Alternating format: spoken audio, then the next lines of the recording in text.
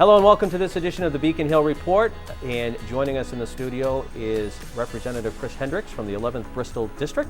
Thank you for having me. It's your turn. Your turn in the seat. Pleasure to be here, like always. Obviously, with this time, it's a very difficult time. It's an unprecedented time, and obviously, you being the new guy on the block, this must be something that obviously you don't plan for, you don't think about, and you've never seen anything like this. So it's what are just your thoughts just in general? I mean, as far as a legislator, this must just be, like I said, you just ran for office, you're in your first term, and this happens. No, you have to do a lot of thinking on your feet, when something like this comes along. A lot of things that I'm still learning, procedural stuff, can kind of, gets a wrench thrown into it. But you take it day by day, one day at a time. Personally, I'm dealing with a lot of constituent issues, obviously dealing with unemployment, which you'd expect. But I got to tell you, the unemployment department in Massachusetts has been great about getting people signed up, getting people, accounted for, and taking care of all the issues that have come down the pike since this all started. So they have been, I just want to say they've been great in all this. Talk a little bit about, obviously, as we tape this show, there's 62,000 cases statewide, or have been 62,000. You've got nearly 3,600 deaths in the state as we're taping this show. Staggering numbers all the way across. Do you see it from your standpoint, and you talk to the health officials, I'm sure, in the governor's office and what have you, do you see it, I don't want to say a light at the end of the tunnel, but at least a turn coming anytime soon? Well, the short answer is yes, we do. I thought the surge would have happened, a week or so ago instead of kind of right now. If you notice that we're kind of in a plateau right now, which is... And we're staying the same. I mean, it's very concerning. We're taping this show, and it's late April as we're doing this show. So it's, talking about that, the plateau just hasn't really gone down. The things that keep me up at night are having the medical equipment to deal with a surge like this. The good news is it appears that resource-wise, this area has done a pretty good job. In fact, a great job, I'd say. You have South Coast Health.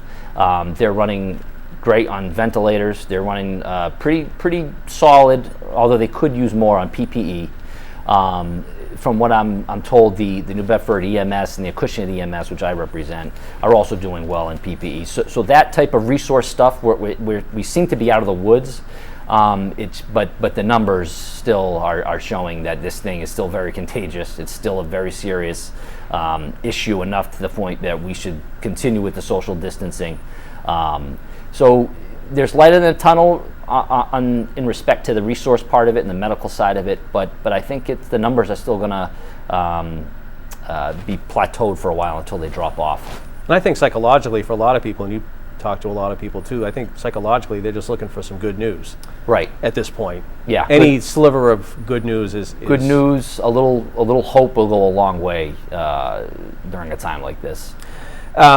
Obviously, things are, as you talked about, things are still going on. You've got your constituent service, but legislation is still on. The work of Beacon Hill is taking place.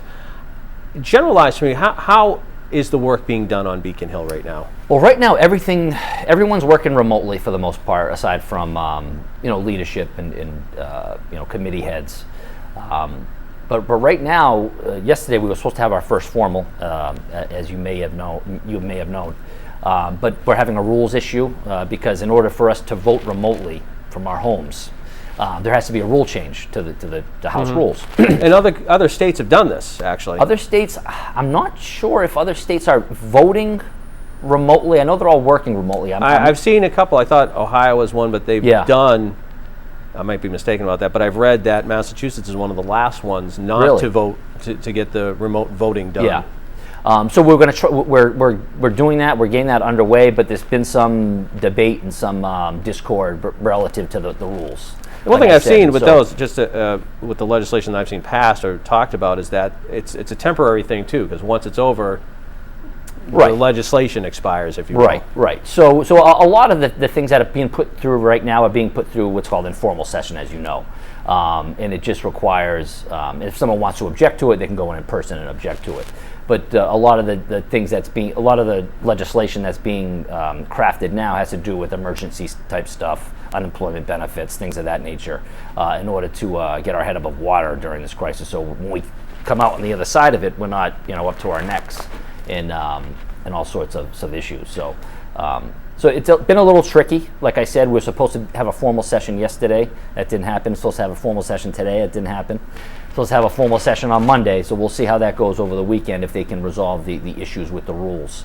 I believe it has something to do with the threshold of calling a roll call vote, which we as House members should have the opportunity to do easily, I think. So hopefully we'll get that all figured out and then start voting on some more substantive stuff. Do you think that because of that right now, are there, and I'm going to generalize not just that sort of issue, but are there issues out there that aren't being done right now because of the way things are working right now that you guys as a body really need to get to? Well, yeah. I mean, the longer we're out of the building, the longer, we can pass. It's going to be just that much more time until we pass something relative to education or transportation or anything.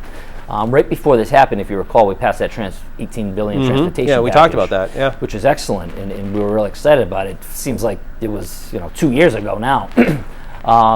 But I would presume once we have the rules straightened out and we're all set, because we're all the representatives are set up remotely and ready to go and ready to vote, ready to debate, ready to talk.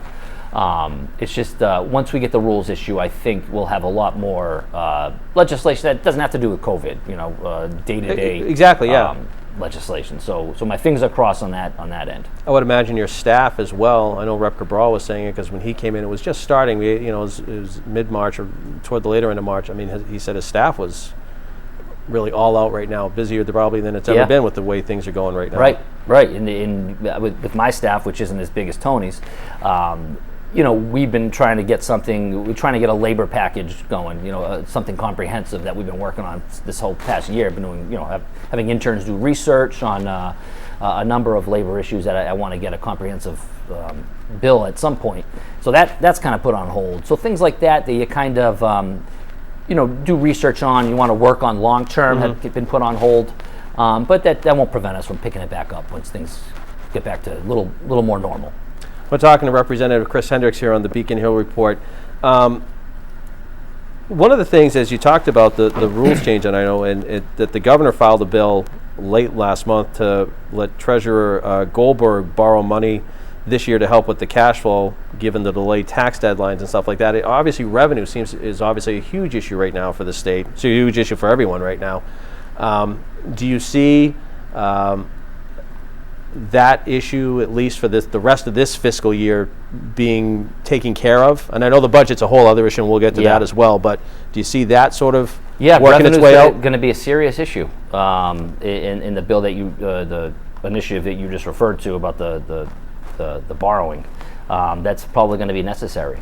There's going to be a lot of cities, towns across the state that are just are going to be insolvent almost. We're going to be paying out millions and millions of people relative to unemployment insurance. That's going to leave a huge hole in the budget itself. So there's going to be a lot of things needed. I relative to the budget.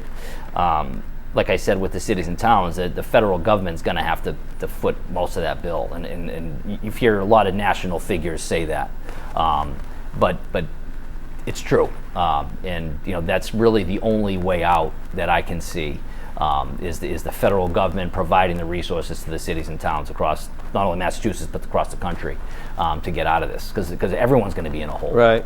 Talk about the unemployment compensation. I know you're you're passionate about that in general, about getting people a livable wage and that. So even before this, I know that's a passion of yours. But this situation, trying to get the unemployment monies to the folks, and I know you praised the unemployment office right at the start of the program. Do you see people getting their monies now? Do you see any, I don't want to say the pressure's not alleviated, but do you see some of that going down? I do. As busy as my office is, I'm dealing with these issues, they're getting resolved just as quickly. Which is a huge, because when I saw this problem coming down, a month or so ago, when this was really starting to heat up, we saw this as a logistical problem. Okay, you're going to have millions of people out of work. How are you going to get them checks? in an adequate amount of time where it doesn't leave a gaping hole in our economy, doesn't leave lasting effects.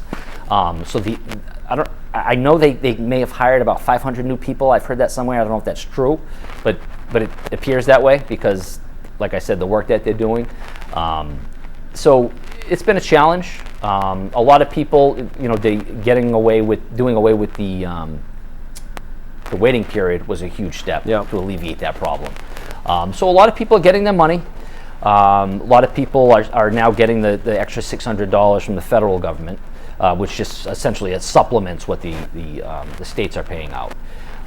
So I mean, the idea is to give people enough support and cushion to get through this hard time and then get people back to work. Can the state do that for a sustainable amount of time? No. How long do you think, because the state obviously has limited coffers. Right. But, and I know the state's doing what it can right now, but how long? I mean, what can the legislature do, I guess, to help that, or if anything? I haven't seen the estimates on how long that, would be sustained. Yeah. How long this is sustainable. I would imagine, I haven't heard many alarm bells being rung yet about, a deadline as far as, we have this amount of time. Just on the natural progression of the pandemic, it appears as though we should be out of the woods at least by the end of the summer as far as getting people back, rolling people back out. So I would imagine if we have a benefit system, a relief system that pays people up until that point and longer, up until the end of the year, I think we'll be okay. But again, it's hard.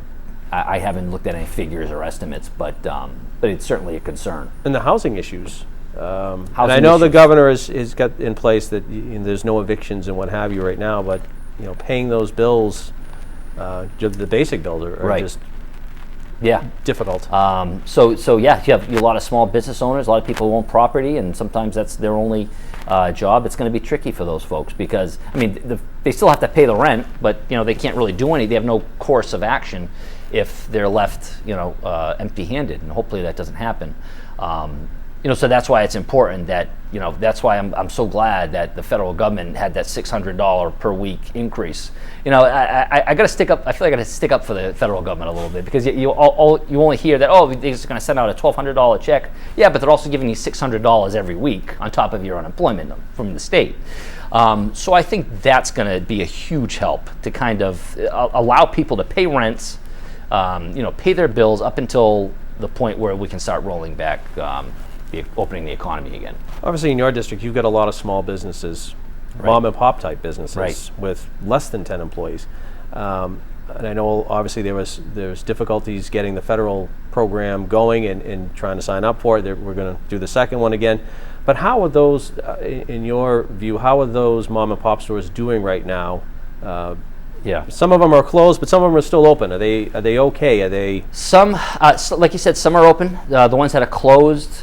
Some appear to be doing okay, by selling either retail items door to door. If someone orders and you go send it off or sending it in the mail. And others are just pretty much put on hold, like especially service areas, like service industries, like restaurants and barbershops and hair salons. Has the state done anything, or can the state do anything to help them? In addition to, obviously the SBA is doing their thing in the federal government, but is the state able to help out in any way? Yeah, well, one of the huge things there, Jim, is that people who would otherwise not be eligible for Massachusetts unemployment are now eligible. So if you own your own business, say I own a landscaping business, and early spring would have been my big month, I could get an SBA loan, apply for an SBA loan, or I can just go on unemployment myself as a sole proprietor of that business, which is a huge thing because that that's money that goes right in your pocket, and you can obviously use it in the best way to sustain your business during this time. So like I said, if this were a long-term thing, there'd be reason to worry. Because it's economic harm due to a pandemic. I think that the small business owners, as far as I can tell, are well supported right now. But so long as we can only sustain that, I think is the important thing. One of the things too that I know you've been dealing with too, talking about nursing homes and making sure that they're protected. They have all the equipment. I know that in in the state, there's like 2,000 of the deaths have been from nursing homes. Very scary. But I know that your staff is, you've been very involved in that. What are you seeing? And I know the numbers are pretty scary, but again, I go back to, have you seen a turn? Are things getting better in those facilities? I haven't looked at any recent numbers to give you any insight on how that's going. But what I will say is that when this first started, that it looked like the nursing home issue was going to be a real problem, because I think that happened in other states before it came here. So we were fortunately Washington State. That was when the first cell, if you will, came in. It was in that nursing home. Yep. So we kind of had a little bit of foresight to see. So what the state did is that they said if you have one positive case in a nursing home, that MEMA, which is Massachusetts Emergency Division, they're going to send MEMA along with the National Guard. They're going to send in on-site testing for that facility for everybody, which is great. And so they're doing. So a lot of the testing that's being done is being done in the nursing home facilities. The problem is that, in the problems that I've run into in my district is that we have a lot of senior living facilities that aren't necessarily nursing homes. That are privately run, privately owned. And we've had one death in one of those facilities in my district. So we've been trying to work on getting robust testing in those facilities as well, and kind of apply the same logic that we were doing with the nursing homes for these old folks, senior living type homes that are independent, because these folks are just as vulnerable. So that's been a little tricky. Fortunately, we've had no other positive cases that we're aware of in the facility that I highlighted. Is that a legislative issue? Can you adjust legislation for those type of facilities versus a nursing home? I believe we could, because it's. I don't think it has any constitutional issues, it being privately owned. I think that would. The problem is testing kits. We don't have testing availability yet, and that's. Every conversation I've had is always with anybody relative to the Department of Health or MEMA. I've always said, that's a great idea, but we have to prioritize nursing homes, which makes sense. That they're more at risk, and as you can see, the numbers there have been astronomical. And it's funny because I don't even know, looking at the numbers, but you're right. I mean, I didn't even think of there are those senior living facilities which aren't nursing homes, but I would assume, like you just said, the danger is still great in those. The same, if not only slightly less.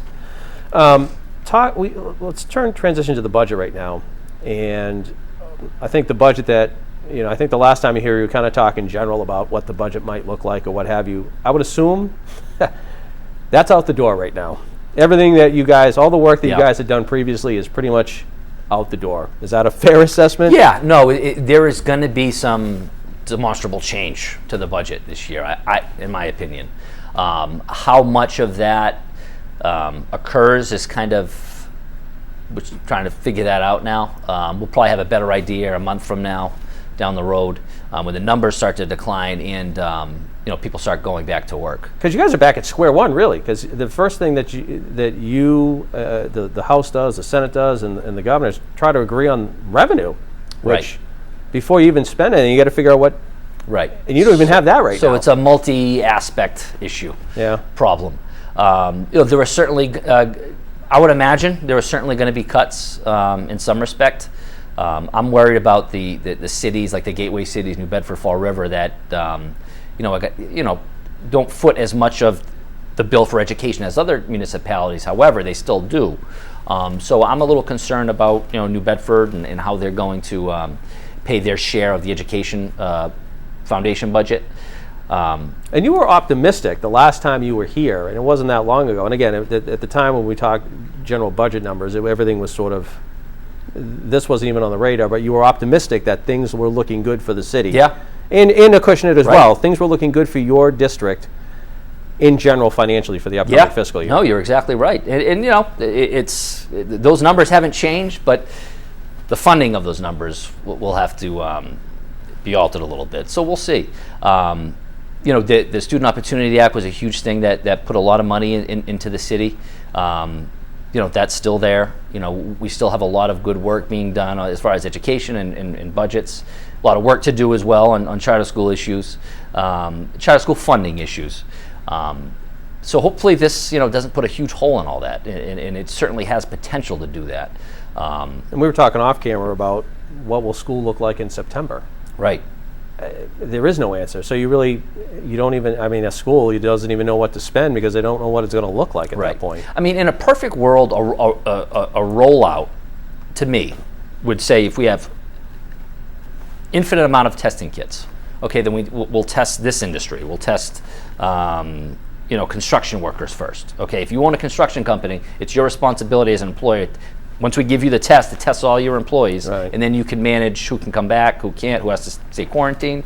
I think we get something that looks like that and take it industry by industry, and prioritize the small businesses. I think should be prioritized, like the restaurant industry. I've been part of the growth of the New Bedford restaurant industry. So to see all these restaurants shut down, it really breaks my heart. For a decade plus, New Bedford has made. And just on the aside, it's good to see the businesses that are still open, the restaurants, doing their thing still, even if to go. And it's nice to see people still supporting them as much as they can. And it's great that they still have people working. The tricky thing is that a sustainable? Right. So there is a sense of urgency that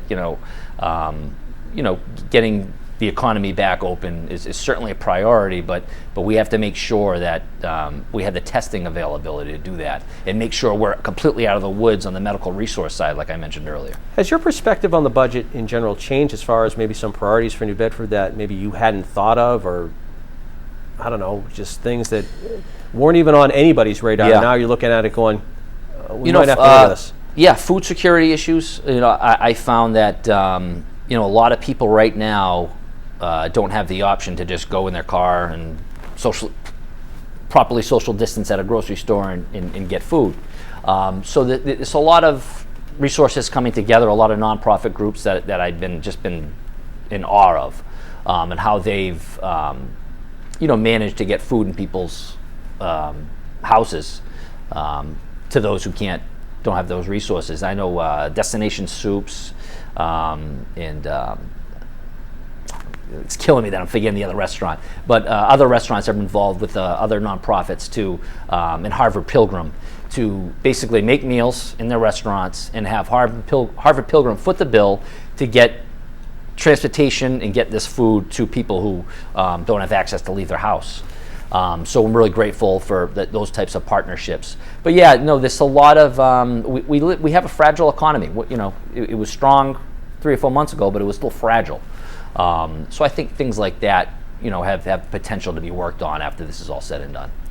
I know you've got some legislation that you've been working on, and labor sort of legislation, and tell us a little bit about that as well, because it's sort of been exacerbated by the situation too. So the bill that I filed, it's HD 4949. It's a workers' comp bill. What this bill says is that if you're a EMT, if you work in an urgent care or you work in an ER, whether you're a doctor or a receptionist, all staff, if you come down with COVID, if you get diagnosed with it and you have to leave work and recuperate, it's presumed that if you are in one of those positions that it's work related.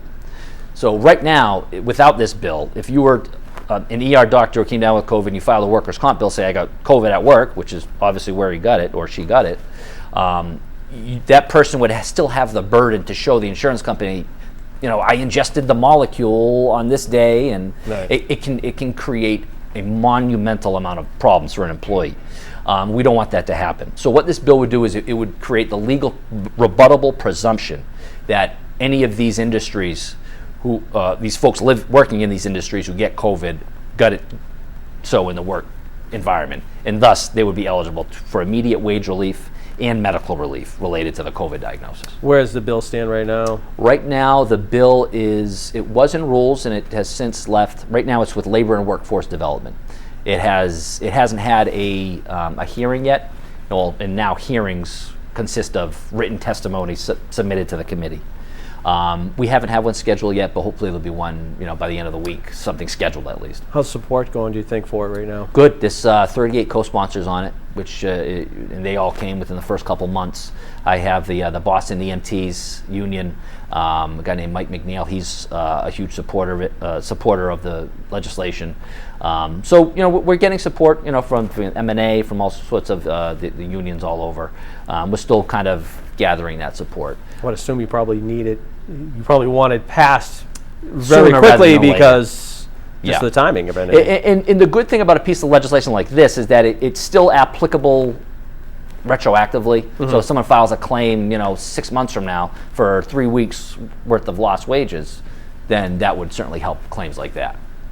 What else is sort of pending right now legislatively up there that you not that you filed or maybe you've co-sponsored that you'd like to see get done relatively quick? A lot of similar types of legislation relative to state employees about making things work-related so they don't have issues. And a lot of issues that, a lot of bills that, support first responders, support EMTs.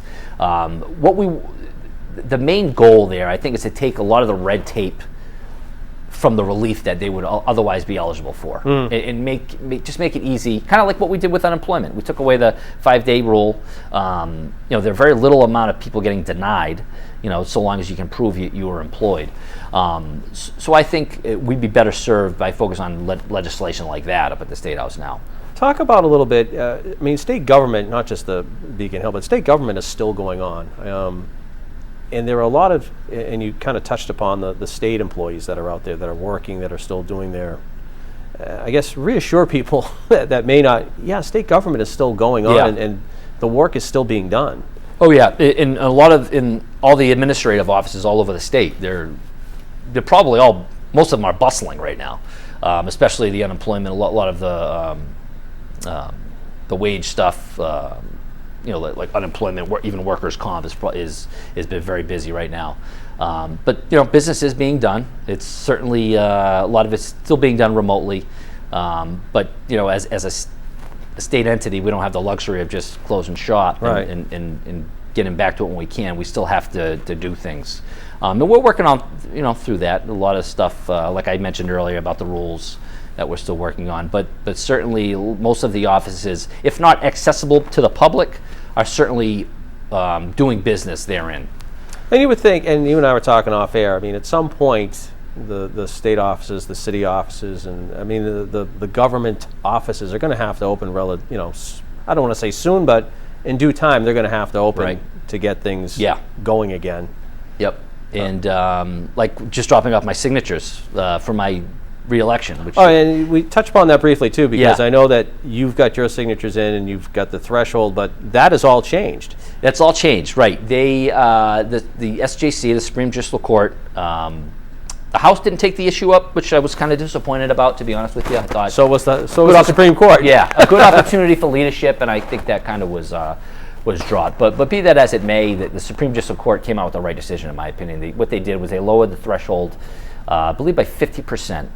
I don't know if that was all offices. It was for different races. I know that. I know for mine that they reduced it 50% and they extended the deadline to submit them a week, which I think was the pragmatic thing to do. Especially if someone who's first time on the ballot, having to get 150 signatures when everything in the world's closed down, no one's leaving their house. It doesn't look good to go door to door because that's not properly social distancing, and it shouldn't be. For those folks, they have a huge hurdle to get past. So hopefully that decision will alleviate a lot of those access to ballot issues. And then the next question, obviously, that nobody has an answer to is what's the election going to look like? Yeah. Oh, right now I'm unopposed. I'm not talking race. I'm just talking how are you going to vote? Right. Oh, yeah. Oh, election. Yeah, the ballot issue. I think we'll probably get something that's going to look like mail-in voting, to be honest with you. Yeah. A lot of states do it already, including, I think Florida does it. And so a lot of states have the infrastructure already to do this. So it's certainly possible. And I don't see any problems that's going to prevent us from getting something like that done. Sounds good. We could go on for a while, but I know we're out of time. I thank you for coming in. Thank you. And we'll see you again soon. That's going to do it for this edition of the Beacon Hill Report. I'm Jim Marshall, and we will talk to you again soon.